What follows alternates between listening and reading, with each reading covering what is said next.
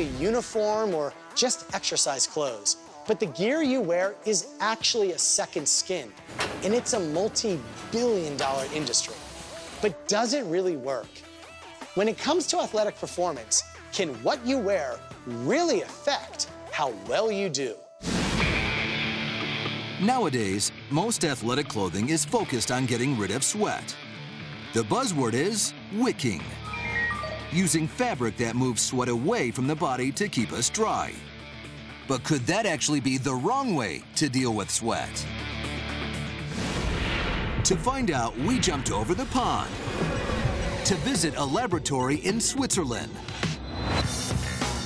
AMPA is an independent facility that tests materials, textiles, and technologies for clients like the Swiss military.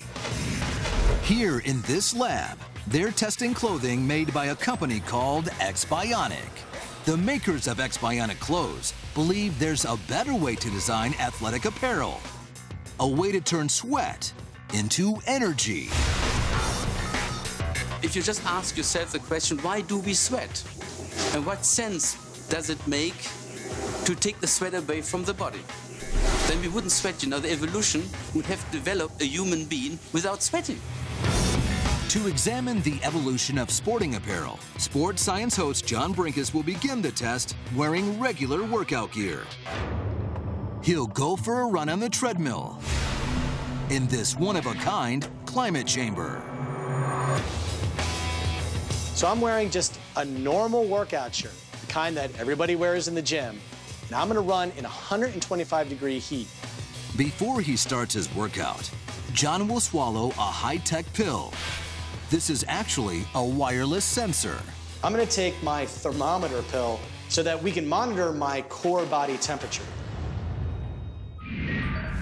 While the temperature we feel on the outside, on our skin, is important, it's the body's core temperature, deep inside, around the heart, that's critical.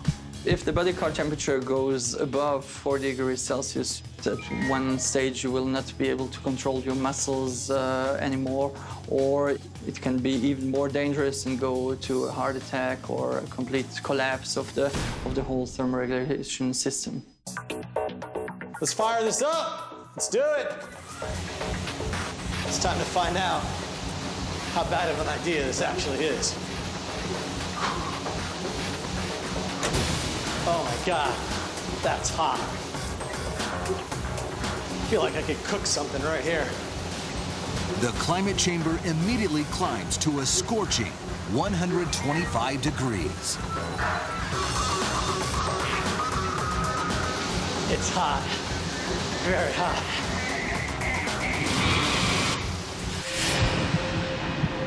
The ingestible sensor indicates that John's core temperature is spiking quickly. In only 7 minutes, climbing from 98 to over 100 degrees and rising. I've only been running for a few minutes. I feel like I've been running for hours. I've never run in heat like this.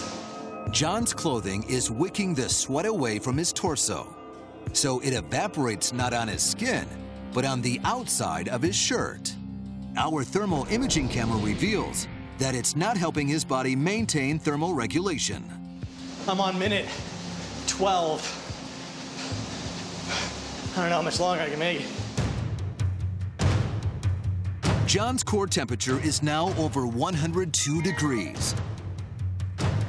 If it climbs above 104 degrees, John could suffer heat stroke, kidney damage, and even brain damage. I don't know how much longer I can go. Oh, I'm really dizzy. With less sweat left on his body to evaporate, John's feeling weak because his body is using all of its resources just to cool down.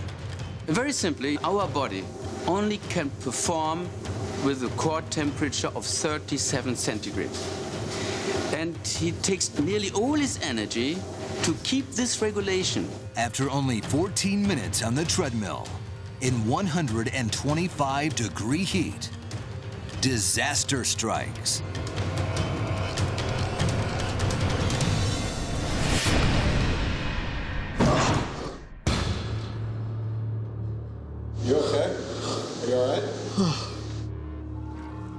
Oh man, I just got really dizzy. I don't know, I just kind of lost my footing, I think.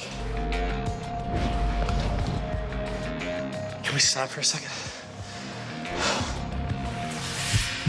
The sensors inside John's body indicate that his core temperature peaked at a dangerous 104 degrees.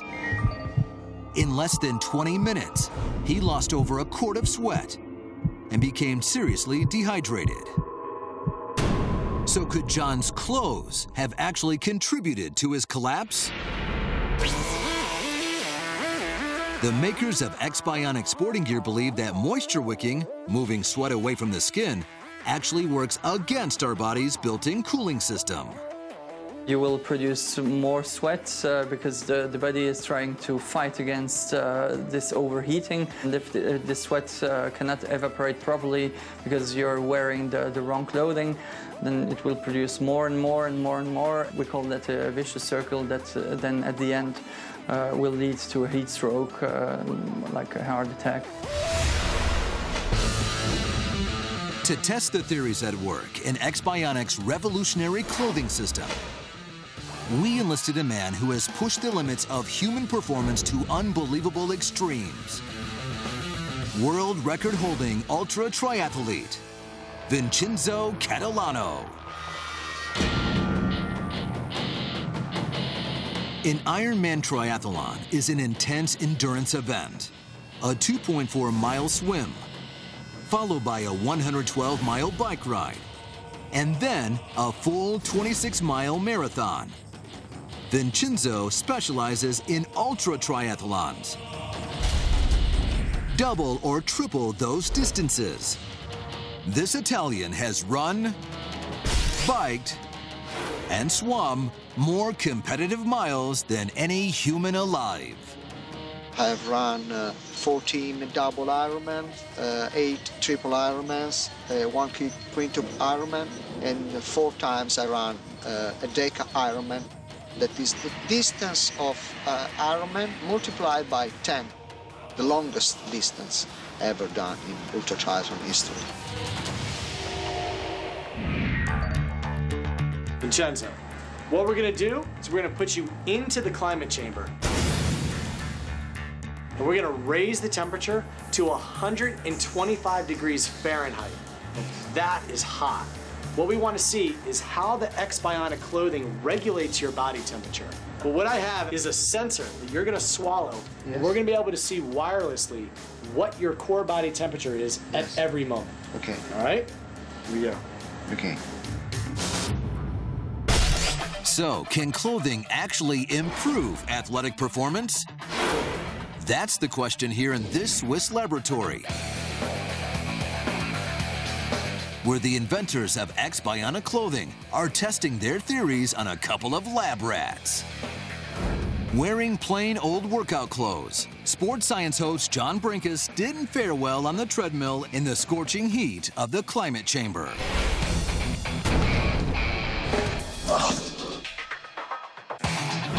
Now, Italian ultra triathlete Vincenzo Catalano is hitting the treadmill in 125-degree temperatures. He's wearing X-bionic clothing. Could this gear possibly keep his body's core temperature at safe levels in these unsafe conditions? In the blistering heat, it doesn't take long for Vincenzo to start sweating. And the X-bionic clothing is also working hard. Here's what's happening. X-bionic's researchers have developed a unique fabric that uses several techniques to keep an athlete cool. Rather than simply wick the sweat away from the skin, the X-bionic fabric traps sweat in microducts. As the sweat travels through the ducts, it absorbs excess body heat and evaporates on the warm outer surface, releasing the excess heat away from the body. Some of this moisture condenses and is absorbed back into the skin in a cooler state. And panels of microducts are built in where the body produces the most sweat: the chest, armpits, and back. These panels help channel the remaining moisture and evaporation over a wider surface area on the skin, providing maximum cooling effects. We see quite well how the garment is functioning. We have the production here in the middle of the chest that is the highest. It will be then wicked laterally, and so it can evaporate on the whole part of the chest. If we can double the area that would be wet, we would also have the double cooling. Another X-bionic innovation that improves performance is compression. A lot of workout gear uses compression to stabilize muscles, which is fine, but the squeezing inhibits circulation. X-bionic solved this problem by spacing out the compression, improving blood circulation through the capillaries. This helps the cooling process and increases fresh oxygen flow to the muscles, improving performance. You can just keep going and going and going. Yes, I could. Yes.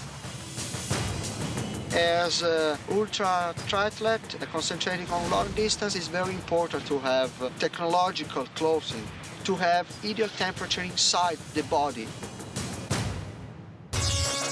Even if he ran an entire marathon in this 125-degree oven, Vincenzo could maintain a core body temperature below 99 degrees Fahrenheit or 37 centigrade. That's because the X-bionic clothing works with his body's evolutionary cooling systems, not against them. But for an ultra triathlete like Vincenzo, a run like this is a walk in the park. He wants more. So we put him on a bike in a scientifically controlled downpour.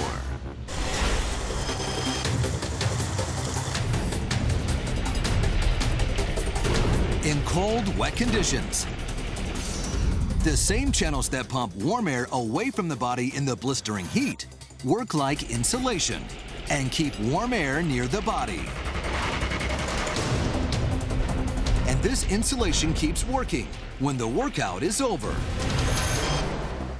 X-bionic's design keeps the body warm, reducing the risk of muscle strains or tears after exercise. I feel a lot of benefits wearing these clothes. So X-bionic gear works for an incredible endurance athlete under any weather conditions. But can it make a difference for an incredibly average athlete? After cooling down and rehydrating, John enters the climate chamber again, but this time he's wearing X-bionic gear. And the difference is quickly apparent. Doesn't feel nearly as hot. In the regular gear, his core body temperature shot up to 104 degrees. He used over 97% of his energy just trying to keep cool and failed. But in the same brain-melting 125-degree heat, John's core temperature never climbs above 100 degrees, allowing him to use his energy for performance. An amazing difference created simply by wearing the cutting-edge clothing engineered by X-bionic. My body was much cooler. All of my sweat stays on me so that my core body temperature stayed very low. So whether you're a world-class endurance athlete or a thoroughly average athlete, your performance can be improved if you wear the only clothes that can turn sweat into energy.